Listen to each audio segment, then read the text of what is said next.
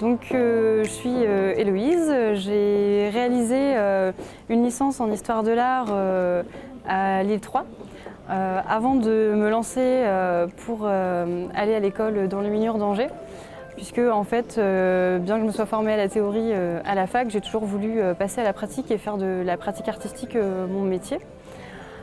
Pourquoi l'enluminure en particulier? En fait, c'est parce que finalement ça regroupe un petit peu tout ce que j'aime, c'est-à-dire l'univers du livre de façon générale, aussi bien les histoires qu'il raconte, mais les choses dont il nous enrichissent et les images dont ils sont accompagnés, ainsi que la période médiévale qui me plaît beaucoup, qui m'a toujours plu et qui est elle aussi très riche, et enfin l'art.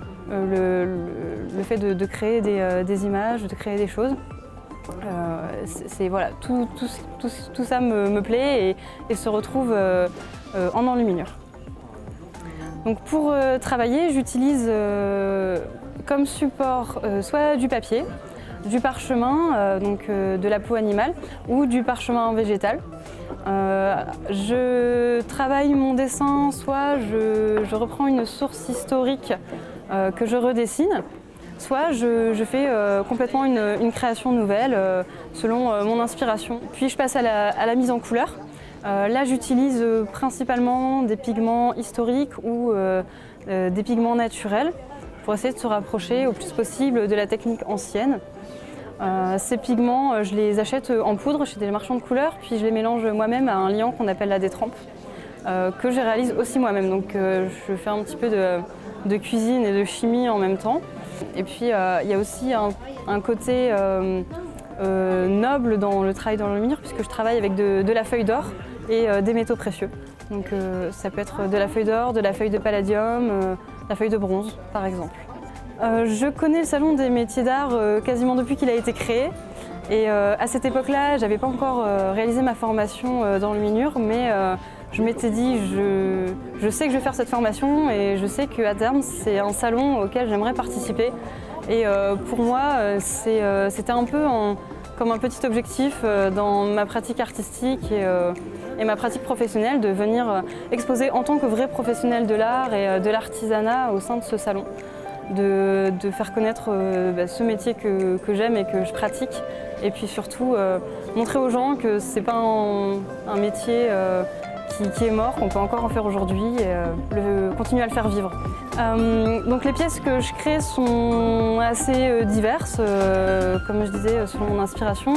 Ça peut être de toutes petites pièces comme des marque-pages ou des formats presque cartes ou photos, avec juste un motif que j'ai choisi, que j'ai inventé, qui me plaît.